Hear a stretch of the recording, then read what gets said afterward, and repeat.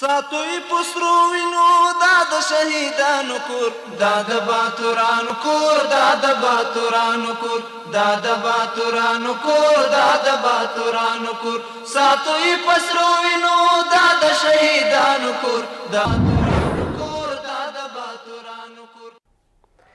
Good evening. Welcome to RTA News. Today is Thursday, September 18, 2025. Thanks for joining us.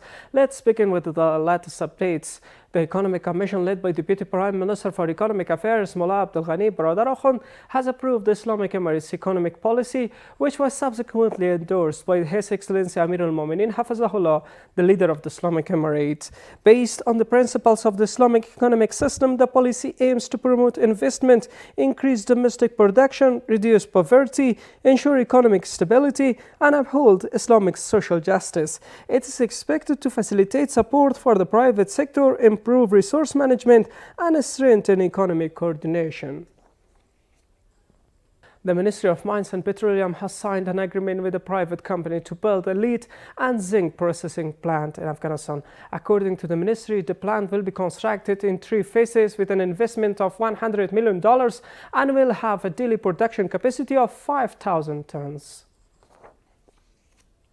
Afghanistan and Iran are set to boost bilateral trade to $10 billion, with Tehran pledging expand access for Afghan traders at Chabahar and other key ports. Iran's industry ministers say the efforts are underway to ease customs and strengthen commercial ties. Here is the rest of this report.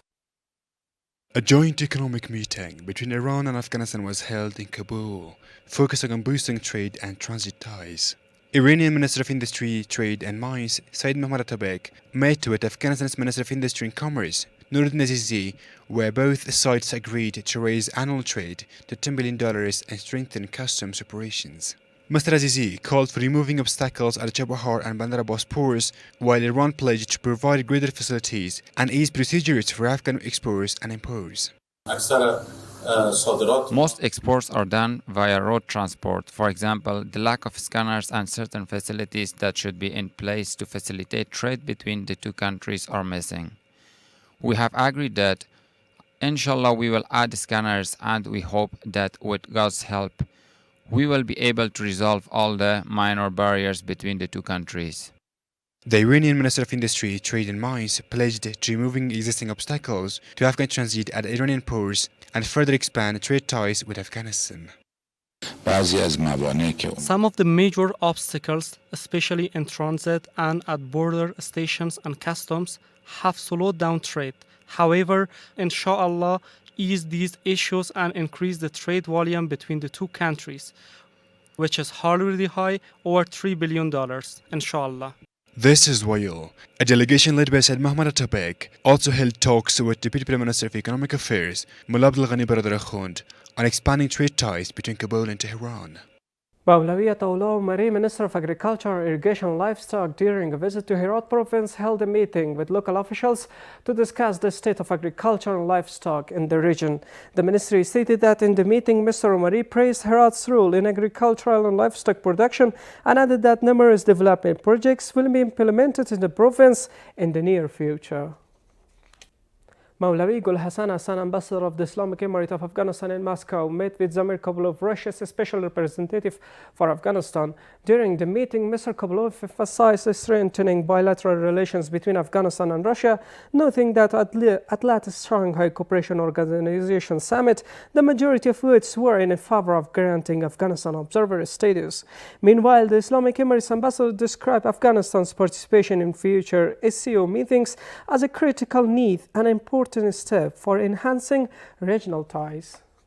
The Central Bank of Afghanistan says it has established the national currency, boosting the Afghani against the US dollar, while Kabul residents continue to face high prices for basic food items. Here is the report. The central bank says that through balanced and prudent monetary policies, along with boosting exports, launching national and international projects, and preventing currency smuggling, it has been able to stabilize the Afghani against foreign currencies.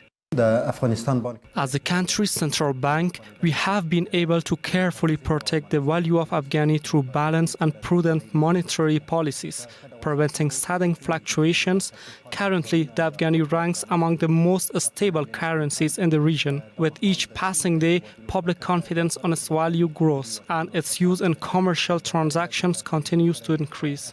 Meanwhile, Kabul residents criticize large traders for raising prices, saying that they are forced to buy at higher costs. They call on authorities to closely monitor the prices of essential goods in the markets. If the dollar rises, shopkeepers immediately increase prices. But if it drops, prices do not go down. The Ministry of Industry and Commerce should properly regulate the markets and delegate the task to the municipality to manage prices. Complaints about the raising food prices came at a time when the value of the US dollar has recently fallen against the Afghani, yet prices of goods continue to rise. At least 83 Palestinians were martyred in Israeli attacks in the Gaza Strip yesterday. According to Al Jazeera, 61 of the victims were in Gaza City, where Israel has launched a ground operation aiming for full control of the area. Deputy Director for Incident Coordination of the National Disaster Management Authority, Mullah Abdul Wali Saranwal, led a delegation on a visit to Pashto province. During his official visit, he inspected the activities of the Provincial Disaster Management Directorate and met with the Governor of Pashto to discuss disaster management measures. Hafiz Engineer Mohammad Yusuf Latif, head of the survey and GIS of the Ministry of Urban Development and Housing, says that his technical teams, in collaboration with the Balkh Provincial Office of the Ministry, is swiftly carrying out the layout planning of the refugee township. He added that the project is progressing according to technical standards and approved plans, with efforts underway to complete all phases of mapping and layout on a schedule. Construction of a storage dam has begun in the Peron area of Saidabad district of Maidan Wardak province, with an investment of nearly 3 million Afghanis expected to be completed within 2 months. At the inauguration ceremony, Maidan Wardak Governor Mullah Khairullah Khairkhoi said that water management is crucial for a country like Afghanistan, which is located in a dry region. He added that the Islamic Emirate is working to manage water across the country through both large and small dams. The dam is 37 meters long and 7 meters high, with a storage capacity of nearly 2,000 cubic meters of water. The Ministry of Education says the construction of a new building for Firdausi School valued at nearly $142,000 has been completed and put into use in Nahr Shahid district of Balkh province.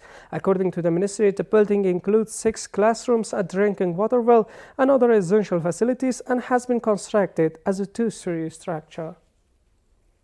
That was all for tonight. Thanks for being with us. You can follow us for more updates online. Have a good night. ساتوی پسرو وینو دا د شهیدانو کور دا د باتورانو کور دا د باتورانو کور دا د باتورانو کور دا د باتورانو کور ساتوی پسرو وینو دا د شهیدانو کور دا